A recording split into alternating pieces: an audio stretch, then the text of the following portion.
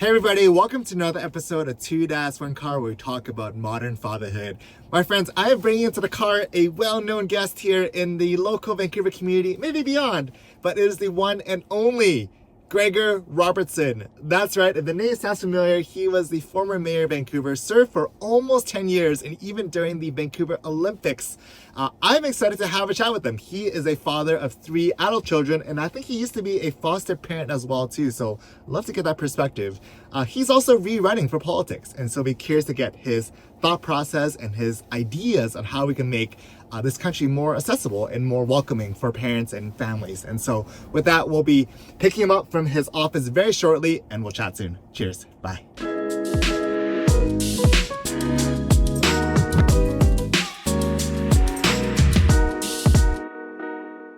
Why don't you give us like a snapshot of your family, like number of kids, rough ages, and then we'll just start from there. Yeah, okay. Well, I am one of 5 boys. I'm the oldest of 5 boys. Yeah. So I have 4 brothers that are younger, with a couple of different marriages. But we're all brothers. And I had 3 kids, and then added a foster son in the teenage years. So I got 4, 2 boys, 2 girls. Wow. Yeah. They must be keeping you busy. They're all grown up, so they're keeping themselves busy. I can imagine. I mean, reflecting back, as we shared earlier, like I am a relatively new father. My daughter is like turning 4 in September. What would you say is like an unspoken truth about fatherhood? Like something that's not shared as widely. It's not until you're actually in it. You're like, man, no one told me about this. Yeah, God. I'd say for me, it was, I have all these younger brothers, and so I did a lot of babysitting, and when I was a teenager, and then started having my own kids in my 20s. So it was kind of constantly dealing with babies and little kids. So none of that stuff was a surprise to me. What was, I think, a surprise to me was this sense of responsibility. So at the time when my oldest was born, she was born, and I have this vivid memory. We were on a farm. We had a farm out in the Fraser Valley at that point, and I remember her crawling around in the grass as a little baby, and the old dairy farmer that we bought the farm from, he was saying, "Oh well, you just gotta put the fertilizer out in these fields here." And I was thinking, fertilizer? My baby girl is crawling around in the grass. I don't want chemical fertilizer. And I'd been a biology major in college, and I'd paid attention to the concerns around pesticides and herbicides and fertilizers, and went into the farming world thinking I'm going to do it differently. But it was actually my becoming a father that really changed my trajectory of, okay, I got a huge responsibility here to my daughter and my kids that came after her. And, as part of my service on this planet, it's like we're doing this for our kids. And so our actions right now are incredibly important for them. We look after each other as a society, but kids sort of add that extra level of, this is why I'm here, and I got some much bigger responsibilities, how I live and what my legacy is.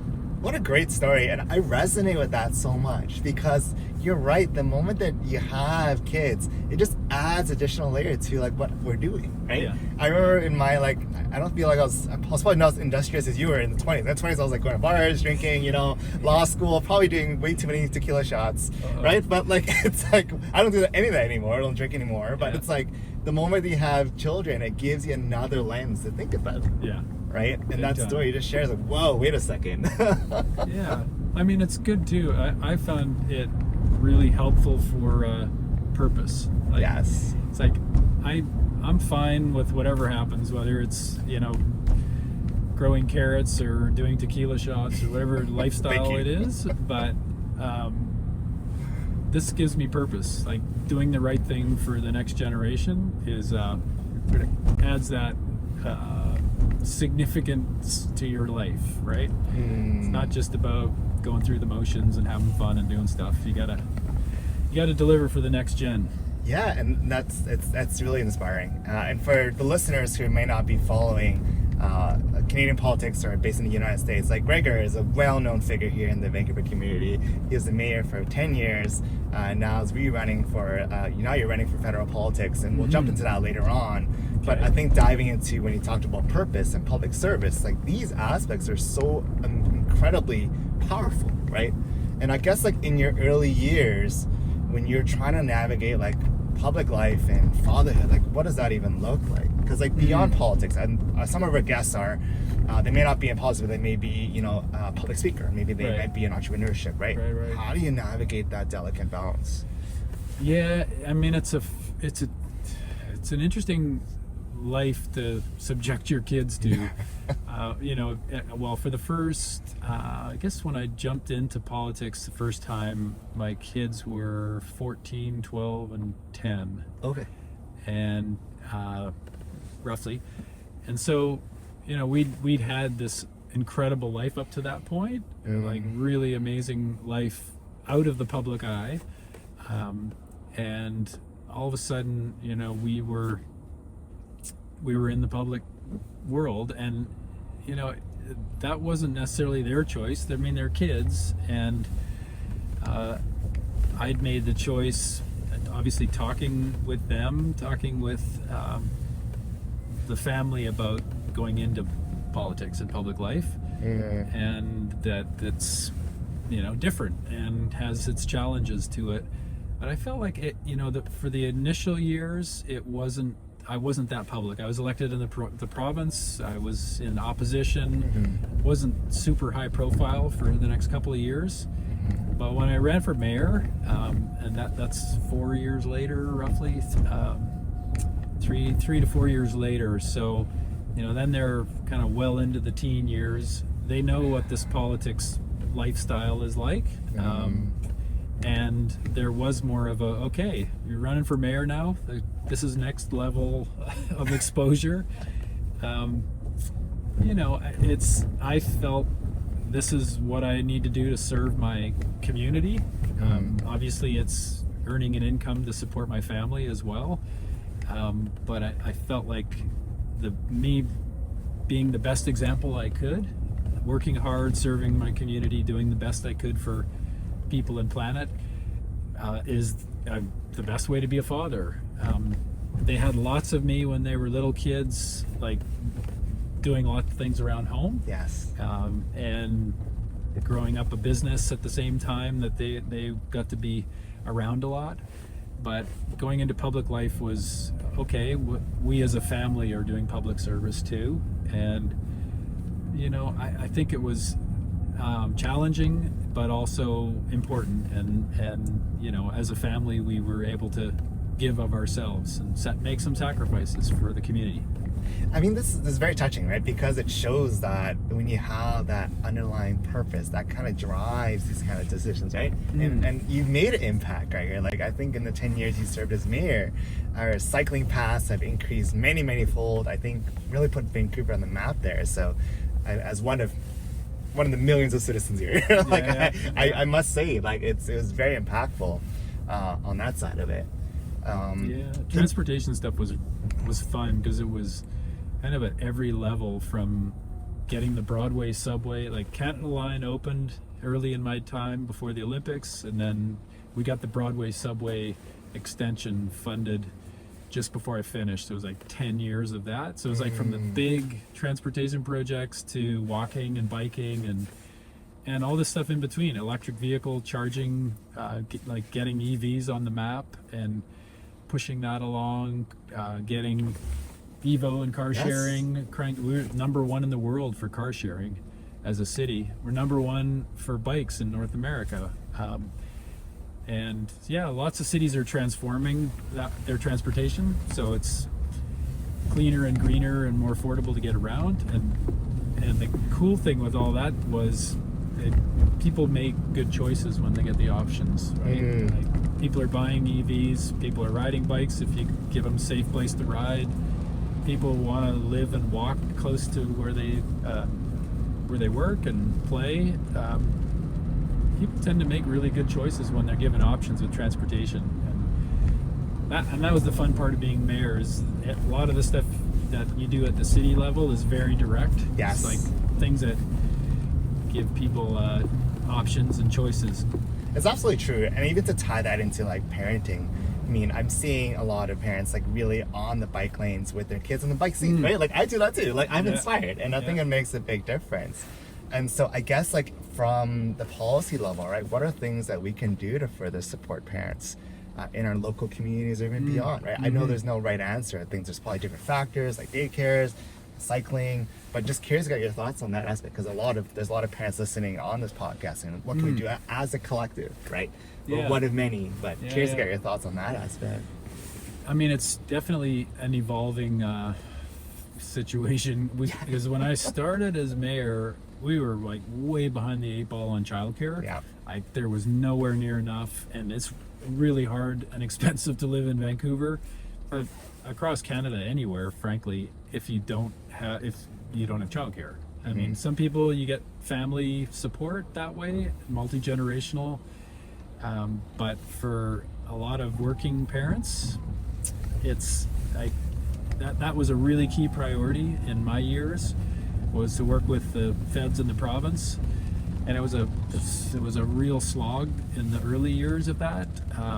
The governments at federal and provincial level were not interested in childcare, and they didn't see it as an economic issue or a family health issue. They just, I don't know, it was like a fringe thing to those governments. It changed quite dramatically when Justin Trudeau got in, and even more so when at the province, when John Horgan and Katrina Chen became the Minister for Childcare, and wow, we had everything ready to go, and we rolled out so much childcare, and now the feds have gone to the $10 a day childcare across the country push, and like, things like that are so important for a healthy and happy city. Like for people to be able to look after their families, live in a city more affordably. That was, things like that felt really significant. They don't necessarily show up in the highlight reel. Yeah, they don't. and I mean, they might for parents. Yes. but generally speaking, these things get kind of lost in the history books. But it was really transformative, I think, for Vancouver to have that happen across the city, where young families can access childcare affordably. It's a game changer for a lot of people. It makes a huge difference. I mean, like right now we're just driving through like Victoria 49th. I actually grew up in this area. We just drove past my family doctor, right? Really? And I have a lot of friends who went to the local high school here. But you're right, this is a working class neighborhood. David Thompson, right? And the ability to have childcare is like the biggest question as a new parent now, especially like, I guess now I'm the millennial dad like category. That's the first thing they ask you. They're like, oh, you have a kid, congrats, do you have childcare stuff? I'm like, what are you talking about? But you're right, it is top of mind, and I still think it's vitally important, right? Yeah. But did you have, as a kid, childcare here? Was it your grandparents, or was it? Yeah, I was fortunate to have my grandparents who were supporting on both sides, because my parents worked like day and night, right? And it was my grandparents who took care of me for the first like 5 years. Wow. I'm actually very blessed with that, because I had a chance to really build a deep connection with them. And my dad's side of the family, they only speak Vietnamese. My mom's side speaks Cantonese, so I was able to get that language kind of like sense. Yeah. Right? I can't say my language is that good at this point, but you can manage in both. It does, and I just feel that like affinity towards them, and I think there's power in that support, because I do think a lot of parents are stretched, right? And some may not have the mind space to think about what's happening on the political sphere, but to hear what you said about the long-term effects, it makes a big difference. If I could pivot, you mentioned the introduction about having a foster child, and you may be the first guest who's ever gone through that experience, and so I would be just curious to know thought process. What was that like? What inspired the idea of fostering? Because you're probably the first guest I've had in the entire show who has Really? gone through that process. Yeah. And so I think it'd be Wow. unique to hear just a snippet of whatever you feel comfortable sharing, what drove the decision, and we'll start with that, Yeah. if that's okay. Yeah. I mean, what drove it initially was our oldest daughter. So he was a classmate of our oldest daughter.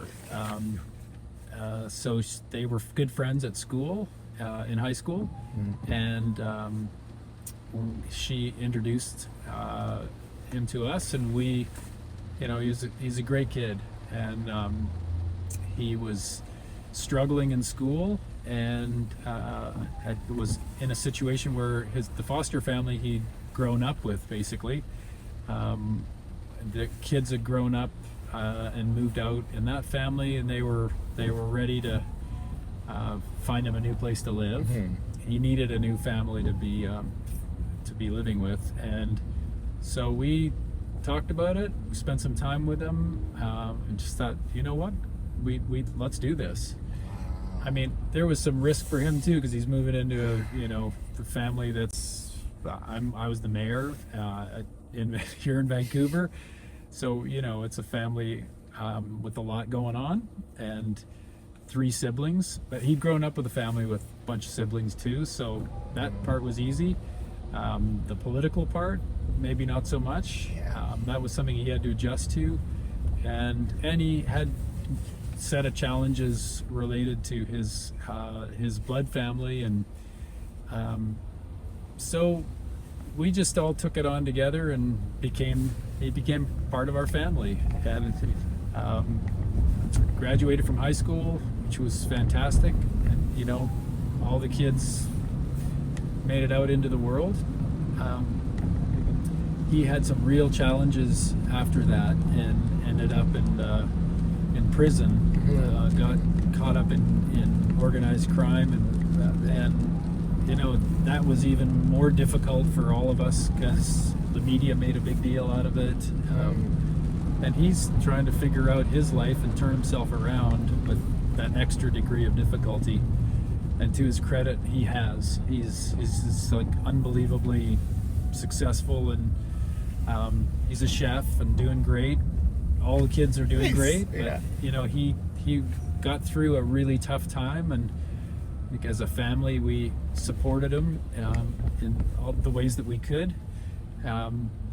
So it's been a journey, and wouldn't trade it for anything. And if anyone who has interest in foster parenting, the world needs a lot more of that. We got lots of kids that need homes, and good homes, and need to be taken care of, and given an opportunity to contribute and be part of families. So I think I encourage anybody to look into it, who's got interest in it, because the need is high, especially for families that have the resources, have the ability to welcome more kids into their family.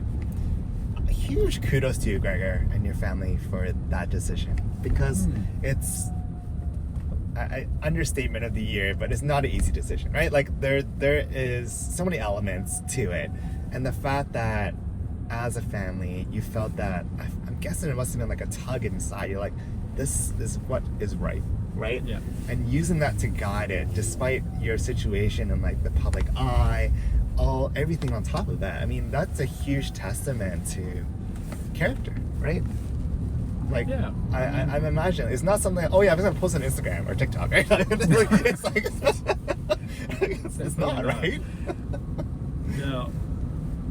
It's yeah. I mean, it's a commitment and a responsibility, and it has a lot of fantastic benefits to it. Having just diversifies the family, so to speak, brings in different perspectives, and it was a decision we made as a family, and I think for all of us it's been the right call. It was not without its challenges, but here we are, got through it all. How do you think you've grown since that experience, or during that experience? I'm sure in the midst of it, like, oh my gosh, what am I doing? I don't know. I mean, I think what really helped me was when we were in the toughest time, when he was in jail and prison and going through that sequence.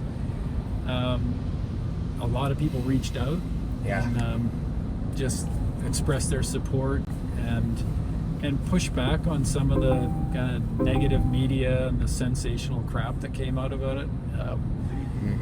There was a real pushback, like this is a family that's a foster son who's working through real challenges, and that's a tough thing. And I think he came through that stronger, as we all did. And I feel like I grew a lot as a father through that experience. Like you got to be there for your kids in the toughest times, most of all. And I wouldn't trade it for anything. It's been and I'm lucky to have him as a son. I'm so touched by this, Gregor, and you're right. Like, these kind of things are not like, it's not going to make the highlight reel, but it's the stuff that matters. Like, this is the deep kind of stories and connections that make a difference, right? When we talk about making a difference, yes, right, there's we could create a new website, etc., but like, these are things that can impact. I'd be curious to know now, like, what does fatherhood look like at this stage? Your kids are in their adult years. I'm sure it's probably less involved as it is for me right now. I'm trying to figure out how to get my daughter to sleep in her own bed right now, right? I'm sure you're not struggling with that. That's pretty direct, 24/7. Exactly. It's so different now, with kids all grown up, into their 30s, basically, and I have two granddaughters now. Oh, wow. Okay. So I'm a grandpa, which is kind of surreal and really, really amazing. Like, just like everybody says, it's as good as it gets. And yeah, it's interesting. I didn't have a lot of I guess prep for what it's like being a dad of adult children. Yeah. Except my dad died when I was in my 20s. My stepdad, who I've always been close to since I was a little kid, he just died 2 years ago. So I don't have my dads anymore, but they were both incredible, and it was such a blessing for me to grow up with great fathers. They were great human beings who just loved me and supported me, and like, that's what it's all about. And so I had good role models. I feel like taking on politics and this crazy life of public service is like an extra degree of difficulty for fatherhood. Yes. I don't know how people do it with little kids. Like, the premier has three kids now, and Justin Trudeau had his kids as he's a prime minister. I can't even imagine. My kids were kind of working through the teens, but it definitely took me away from them and their lives, in their 20s, as they were becoming adults. I would love to have another shot at that, because I was so intensely busy with mayor life, and especially in the last term of office, it was really intense. And now it's really just, how can I show up? How can I be a good dad with adults? It's a different kind of relationship, but with the threads all the way back to the beginning. But I love them all, my kids, so dearly. I love them as great friends. Yeah. It's interesting how it evolves from taking care of everything, literally, from soup to nuts to just being there for them as a good friend and sounding board and support with whatever's needed. it's really interesting how it evolves over time, and I'm sure it's different for everybody depending on how families grow and evolve and what people's needs are. I've been really lucky. My kids are all super independent, and I think kind of like me and my brothers, it's like out into the world at the first opportunity. And I feel lucky that they all live in BC, because they traveled, and there was that, were they ever going to come back? Yeah, going to have to visit them on other continents for the rest of the, which I've heard about these families where they're scattered all over the world, which I feel fortunate that we're all here on the south coast of BC somehow, and feel lucky for that. I'm like grinning from like ear to ear, really, because I resonate with a lot of what you just said there, right? It does, because I'm just reflecting back on my relationship with my dad, because like during our elementary, high school years, there was a lot of tension, but it wasn't until like in university when it became more of a friendship kind of basis. And it does evolve, right? And then the fact that like, now I have a daughter, right? He was like smiling. It's like, oh, I'm the granddad now, right? And then so it's like, it's stuff like that just like touches the heart. And I sense a lot of affection, a lot of deep bonds there with your children, right? Because without, it kind of makes things less meaningful. I can imagine. Yeah. And so, this is a good pivot point, because like, as you're heading into this next phase, you're jumping back into the public light. When you're consulting with your children who are now adults, it's probably a different kind of consultation, kind of discussion. Like, what was that like? You're like, all right, I'm going back in. They're like, all right. Yeah, it was, it all has happened really fast, literally in recent weeks. Yes. Like a month ago, this was not on the radar, which is kind of wild. I think they probably all suspected I might end up in politics again, even though I wasn't pursuing it at all for 5-6 years. But it ended up happening so fast.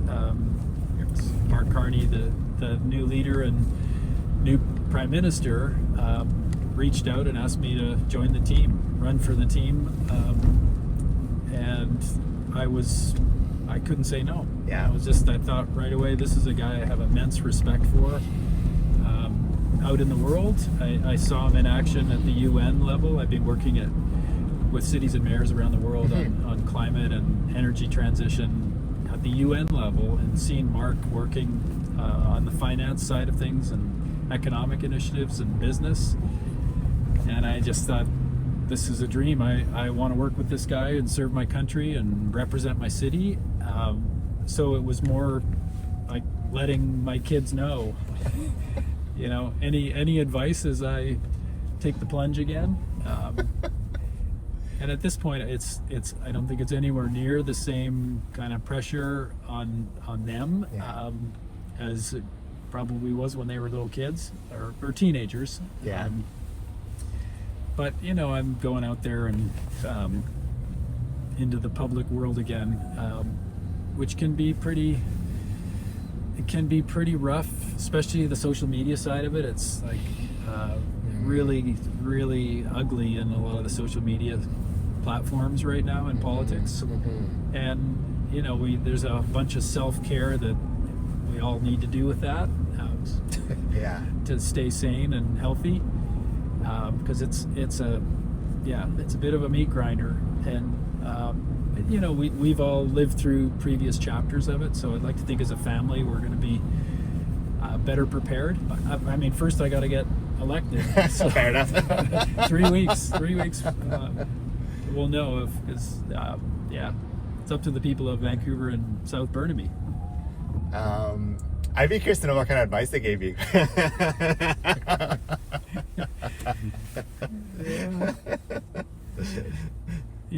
It wasn't as much advice as just more go for it. And had a feeling this would happen again. No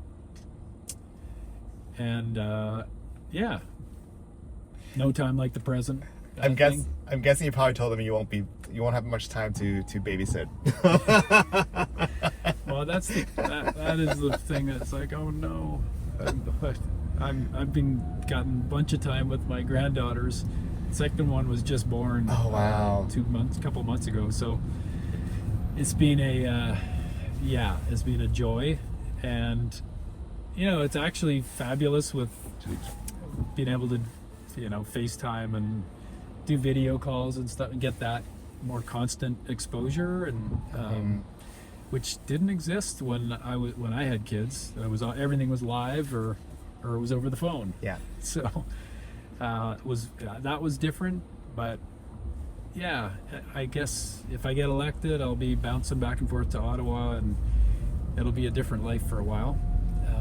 But again, I feel like that life of service is an example, and I'll get my time. I'll get my time with the grandkids when I'm out to pasture, at least, whenever that is. Yeah, I mean, it's really inspiring, and I think it's really the fact that you're at this next phase of fatherhood. Right now, you're a grandfather. We should have if I was a grandfather, this would be 2 grandfathers in a car. Not as catchy as a podcast title, but but I think it's remarkable, right? Remarkable in this sense. Before I close with the last question, I'd love to get the platform to you, Gregor. Like, anything you want to share with the audience, really, because a lot of the parents who are listening, they may not be as attuned to politics, right? And that's kind of why we have these conversations, to get to know you. And thank you for answering my question earlier about being a foster parent. These are things that are not going to be on the social media clips, but like anything that you want to share or spread to the listeners who are both in Canada and the United States or throughout. Love to give the floor to you.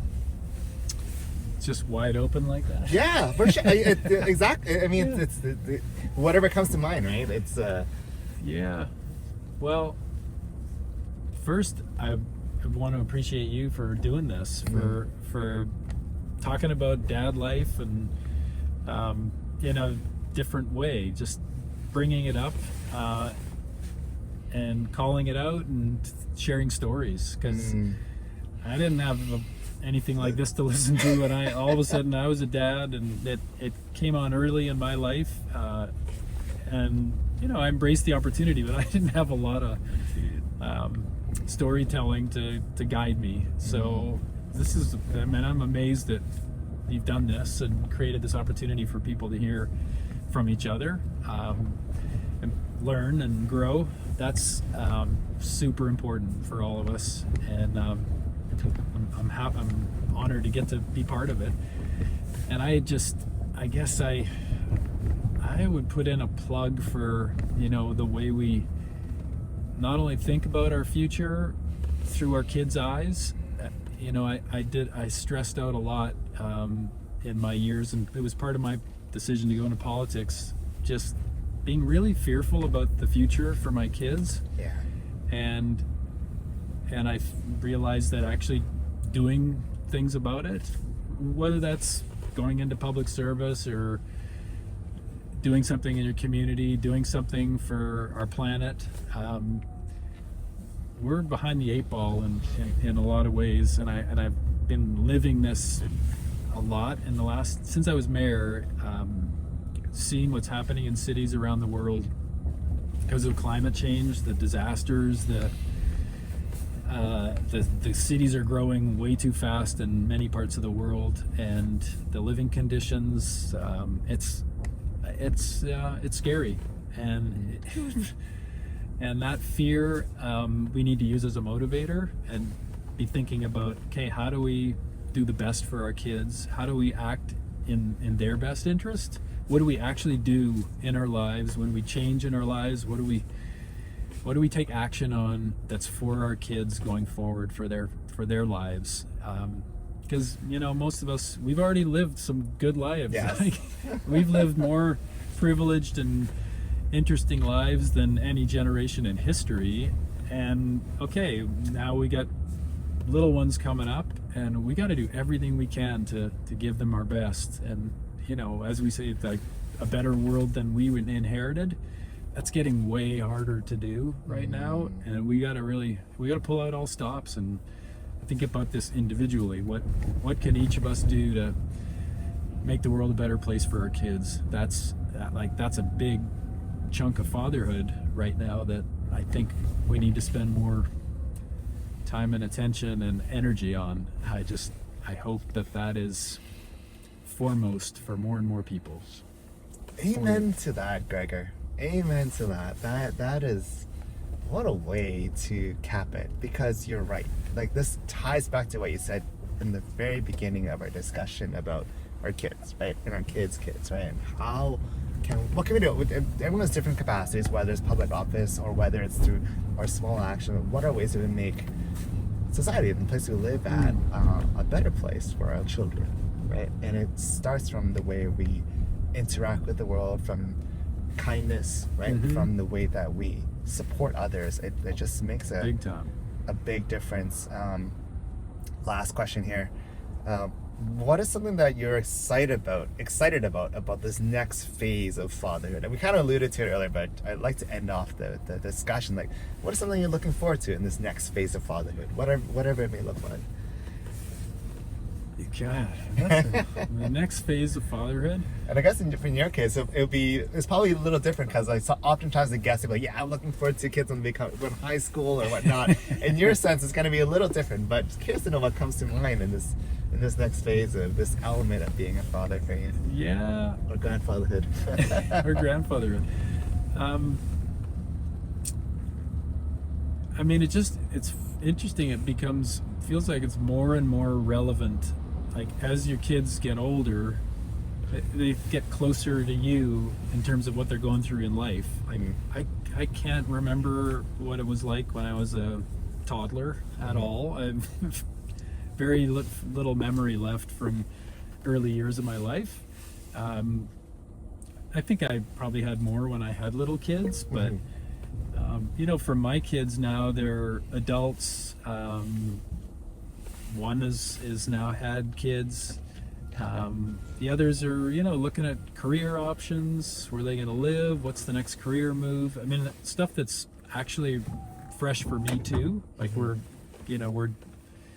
closer in terms of what we're thinking through and working through in our lives, and it's really interesting and exciting to be seeing their lives develop, and my life is not that that much different or older compared to when they were little kids, and I was excited about all the stages of life with kids, but now it's like, okay, now these are people making big decisions for their lives, and how can I help? How can I be how can I support? And as a dad and as a friend, it's a really interesting contrast to just raising kids and looking after all their needs when they're younger. I love this part of it, and then there's some grandkids thrown in there for the excitement too.